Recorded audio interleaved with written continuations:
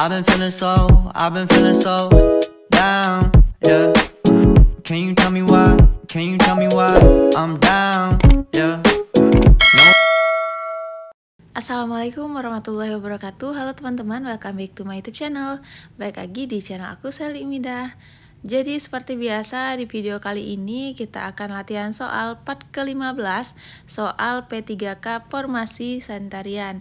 Nah, untuk teman-teman yang baru mampir ke channel ini, jangan lupa untuk like, comment, share, dan subscribe channel ini, serta nyalain juga lonceng notifikasinya ya, supaya tidak ketinggalan video terupdate dari channel aku. Jadi aku akan kasih waktu 10 detik untuk teman-teman menjawab soalnya. Tanpa berlama-lama lagi, langsung saja kita mulai soal pertama.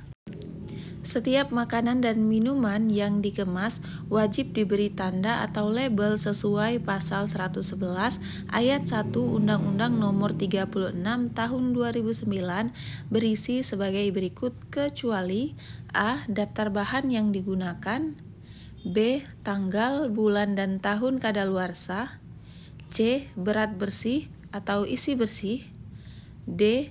Nama distributor, E. Nama dan alamat pihak yang memproduksi.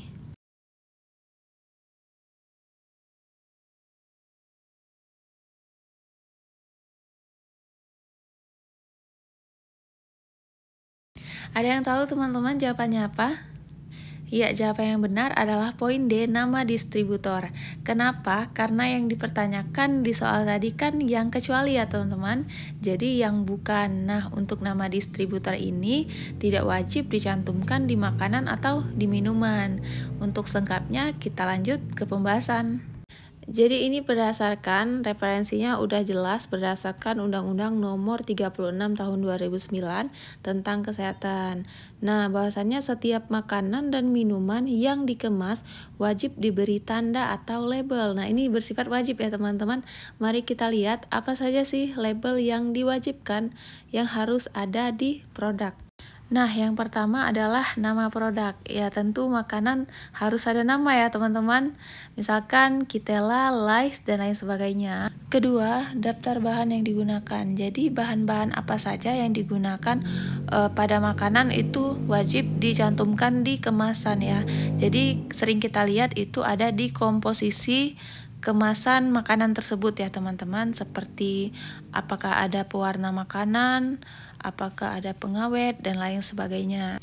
Yang ketiga adalah berat bersih atau isi bersih. Nah, berat bersih ini adalah berat dari makanan tersebut. Misalkan makanannya itu beratnya 100 gram, 200 gram, 300 gram gitu teman-teman. Jadi isi makanan tersebut. Kemudian ada nama dan alamat pihak yang memproduksi atau memasukkan makanan dan minuman ke dalam wilayah Indonesia. Jadi ini nama dan alamat yang memproduksi. Misalkan makanan tersebut diproduksi di Tangerang atau diproduksi di Bekasi dan lain sebagainya. Jadi ada alamatnya ya teman-teman. Nah, ini termasuk yang paling penting, harus ada tanggal, bulan, dan tahun kadaluarsa.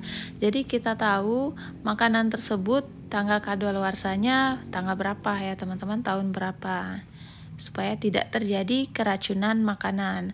Dan nama distributor tidak wajib tercantum dalam label makanan atau minuman. Jadi nama distributor itu tidak wajib ya teman-teman. Baik, sudah jelas teman-teman, kita lanjut ke soal berikutnya. Germas secara nasional dimulai dengan berfokus pada 3 kegiatan, yaitu mengkonsumsi buah dan sayur, memeriksakan kesehatan secara rutin, dan A. Melakukan aktivitas fisik 30 menit per hari, B. Menjaga kesehatan lingkungan rumah, C. Tidak mengkonsumsi minuman bersoda dan beralkohol, D. Menanam pohon yang banyak di pinggir jalan, E. Mengurangi penggunaan plastik yang sukar diurai lingkungan.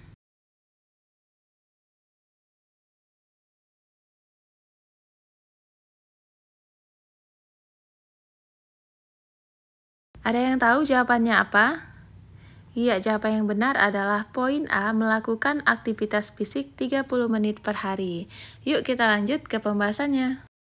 Jadi ini dia, Germas secara nasional dimulai dengan berfokus pada 3 kegiatan. Jadi teman-teman harus ingat, yang pertama adalah mengkonsumsi buah dan sayur, Kemudian yang kedua, memeriksakan kesehatan secara rutin. Dan yang terakhir, melakukan aktivitas fisik 30 menit per hari. Jadi, 3 kegiatan tersebut dapat dimulai dari diri sendiri dan keluarga serta dilakukan saat ini juga.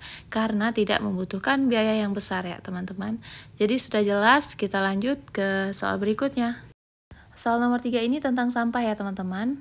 Faktor-faktor yang mempengaruhi bahan buangan atau sampah antara lain: A. Faktor lingkungan yang mendukung, B. Sumber daya alam, C. Aktivitas manusia, D. Faktor lingkungan yang berbahaya, E. Sistem budaya.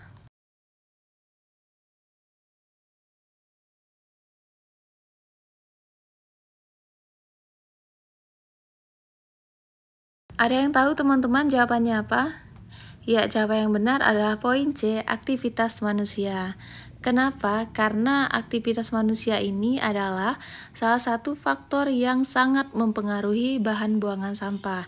Jadi, semakin banyak aktivitas manusia, maka akan semakin banyak juga volume sampah yang ditimbulkan ya teman-teman. Yuk kita lanjut ke pembahasannya. Beberapa aktivitas manusia yang berpengaruh besar terhadap produksi sampah adalah: yang pertama, jumlah penduduk yang terus meningkat.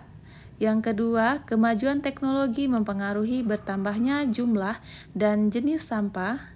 Yang ketiga, semakin tinggi kondisi sosial ekonomi masyarakat, maka semakin banyak sampah yang dihasilkan.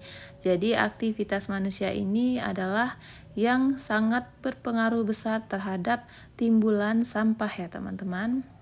Baik, sudah jelas, kita lanjut ke soal berikutnya. Suatu keseimbangan ekologis yang harus ada antara manusia dan lingkungannya agar dapat menjamin keadaan sehat dari manusia merupakan pengertian kesehatan lingkungan menurut A. Himpunan Ahli Kesehatan Lingkungan atau HAKLI, B. WHO, C. Kemenkes, D. Profesor Umar Fahmi Ahmadi, E. Slamet Riyadi.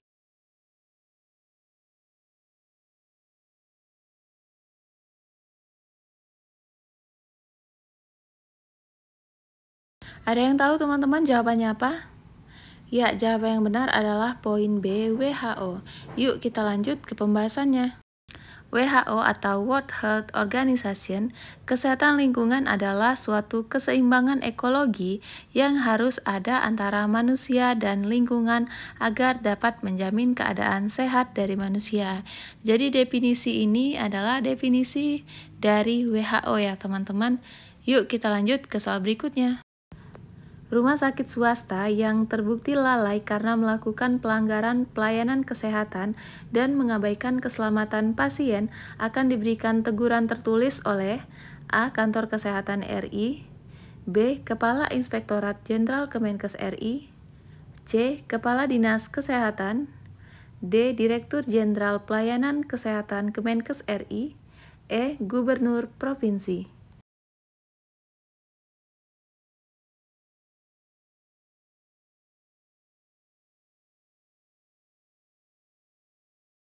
Ada yang tahu teman-teman? Ya, jawaban yang benar adalah poin C, Kepala Dinas Kesehatan. Yuk kita lanjut ke pembahasannya. Oke, jadi penerapan sanksi kepada rumah sakit yang lalai bertanggung jawab pada tingkat pelanggaran. Sanksi dapat berupa teguran lisan, tertulis hingga pencabutan izin rumah sakit. Dalam hal ini, suku dinas kesehatan di setiap wilayah berperan sebagai pengawas dan kepala dinas berwenang mengeluarkan sanksi termasuk sanksi teguran tertulis. Oke, jadi sudah jelas ya teman-teman, yang berwenang mengeluarkan sanksi teguran tertulis adalah kepala dinas kesehatan di wilayah tersebut. Sekian dulu latihan soal kita kali ini, semoga video ini bisa bermanfaat buat kalian semua dan semangat terus untuk belajarnya. Terima kasih buat teman-teman yang sudah mengikuti channel ini, dan yang belum silakan untuk like, comment, share, dan subscribe, serta nyalain juga lonceng notifikasinya ya, supaya tidak ketinggalan video terupdate dari channel aku. Terima kasih yang sudah nonton sampai habis, dan sampai jumpa di video selanjutnya. Wassalamualaikum warahmatullahi wabarakatuh, bye-bye. Damn.